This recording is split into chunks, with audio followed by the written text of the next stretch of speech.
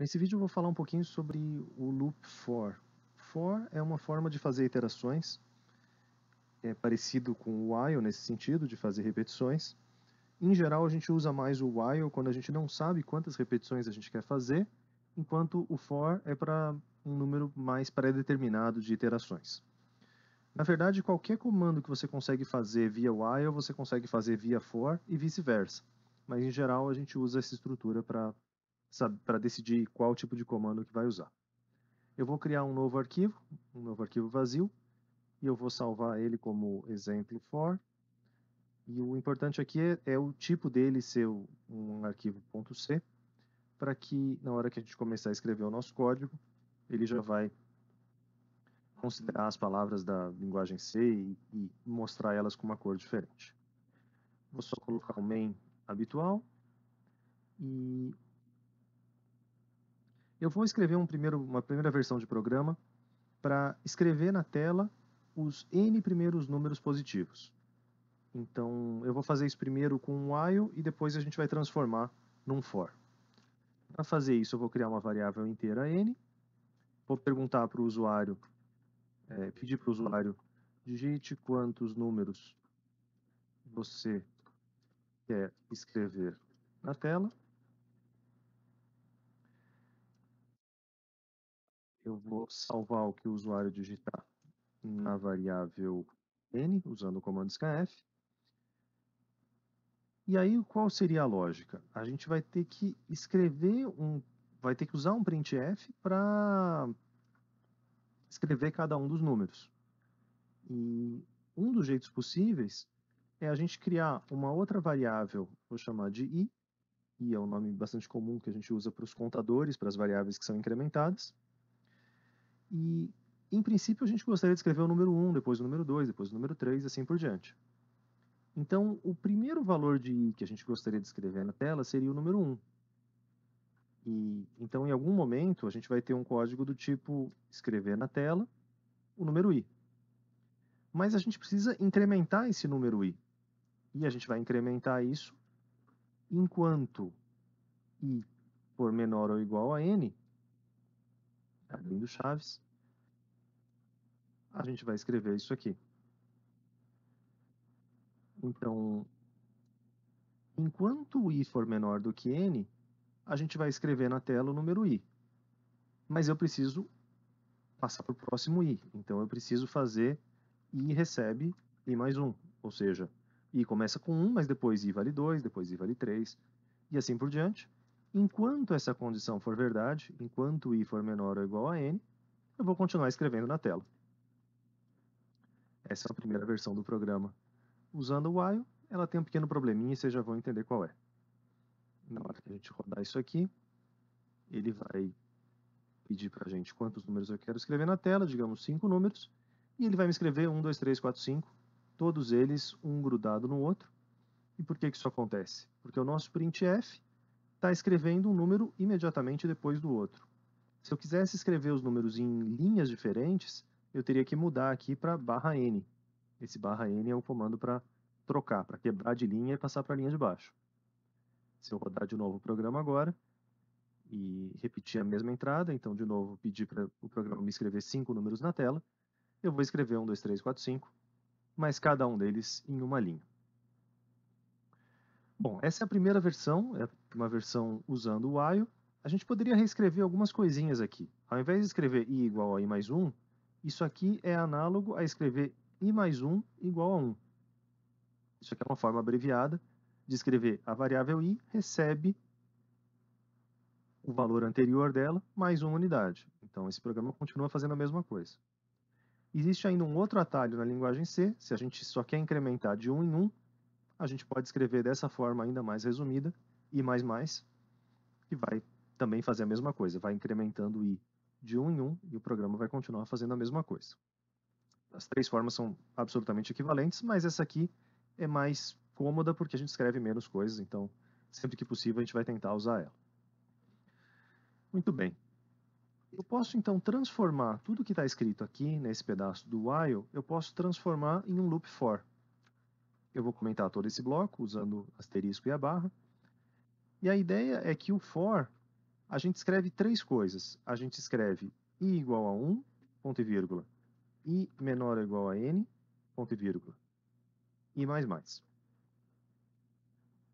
Então, no loop for, o que a gente está escrevendo? A gente escreve a condição inicial, a gente coloca um ponto e vírgula para passar para o próximo espacinho, o próximo argumento, que é a condição de parada, a condição terminal. E a gente tem que falar alguma coisa sobre o incremento, ou seja, como que eu passo para o próximo comando. Tudo que tiver entre as chaves vai ser executado dentro do loop for, mas aqui eu só preciso escrever na tela. No while, eu precisava manualmente dizer como é que ia ser esse incremento, como é que ia ser essa passada para o próximo valor, enquanto no for, essa definição sobre o incremento vem aqui dentro dos parênteses. Então, se a gente rodar de novo esse programa, o código é diferente, mas ele é absolutamente equivalente ao que a gente tinha antes. Então, de novo, eu posso usar o mesmo 5 e ele vai escrever na tela. Existem algumas variações que a gente podia fazer. Eu não precisava escrever i++. Aqui eu poderia ter escrito qualquer uma das outras formas, por exemplo, i igual a i mais 1. Isso aqui ia funcionar? Vai funcionar do mesmo jeito. Mas, de novo, eu insisto que a gente sempre vai priorizar de escrever na forma i++, porque ela é mais enxuta, então vale mais a pena escrever simplesmente como i++. Algumas coisas que a gente poderia ter feito diferente também diz respeito à condição inicial ou ao incremento. É muito comum, quando a gente está escrevendo um loop, da gente errar alguma coisa na primeira ou na última casinha. Por exemplo, muitos alunos, quando começam a programar, vêm perguntar, mas professor, tem que ser maior, tem que ser menor, tem que ser menor ou igual? E quais são os efeitos da gente confundir essas coisas de maior, menor, menor ou igual? Se aqui a gente colocasse como menor, e eu repetisse de novo a mesma entrada, o que ia acontecer? Eu começo com i igual a 1, eu vou repetir enquanto i for menor do que 1, mas agora estritamente menor. Então, na hora que o i chegar em 5, eu não vou mais estar aqui dentro do meu loop for. Então, mudando esse menor ou igual para estritamente menor, eu perco o último ponto. Então, agora meu programa não faz muito sentido. Mas a gente poderia, por exemplo, mudar também a condição inicial. Eu poderia começar escrevendo em 0, e se eu começar escrevendo em 0, o que vai acontecer? Ele não vai mais escrever números positivos, então tem uma outra coisinha que a gente vai precisar corrigir, mas ele escreveu de fato 5 números na tela. Porque quando eu começo em 0, eu estou adicionando um número. Então, teria um outro jeito de escrever o meu código, que seria trocar aqui por i mais 1. E se eu rodar desse jeito, o que vai acontecer? Eu vou escrever todos os números de 1 até 5, mas agora eu não tenho mais o menor ou igual. O meu programa está escrito com menor, mas ele também funciona.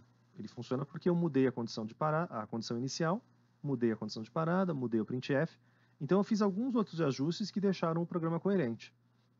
Existem essas duas formas possíveis aqui de escrever, e na verdade existem mais outras. Então não existe uma regra única de tem que ser maior ou igual.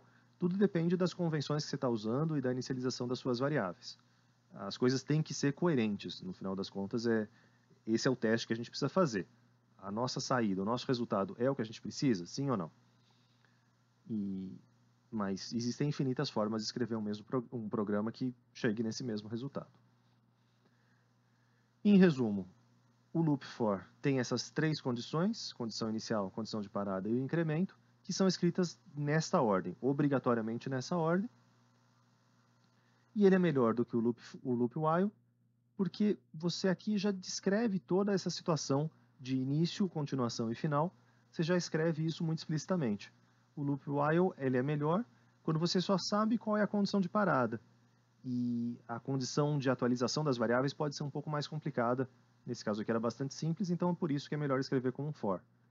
Mas quando a atualização é mais complicada, tem mais sentido escrever como um while. Se eu quisesse modificar o meu programa para escrever não os números inteiros, mas só os números pares, como é que a gente poderia fazer? Vamos supor que o usuário vai continuar digitando n números pares que ele quer escrever na tela. Então, se ele disser n igual a 2, eu vou escrever 2 e 4. Se ele disser n igual a 3, eu vou escrever 2, 4 e 6. E assim por diante. Então a gente percebe que o padrão é sempre começar do número 2, que é o primeiro número par. Eu vou continuar escrevendo os números até chegar em 2 vezes n. Porque se n igual a 2, eu vou escrever até o 4, n igual a 3, eu vou escrever até o 6, e assim por diante. Então, a condição de terminal agora vai ser 2 vezes n. E como é que vai ser a atualização? O próximo i é o i anterior mais 2, porque eu quero i de 2 em 2. Então, eu posso escrever isso aqui da forma i igual a i mais 2. E aqui, como eu não estou mais começando em 0, não tem por que eu fazer esse offset, esse deslocamento em relação de uma unidade. Eu posso simplesmente escrever na tela direto o número i. Então, se a gente rodar o programa dessa forma, a gente tem, pedindo, por exemplo, 4 números, ele vai escrever 4 números pares, 2, 4, 6, 8. Então, eles foram incrementando de 2 em 2, porque é o que eu pedi aqui, e eles continuaram aumentando até 2 vezes n, até 2 vezes 8. Por enquanto é isso, e vamos fazer depois alguns exercícios para praticar a escrita do loop for.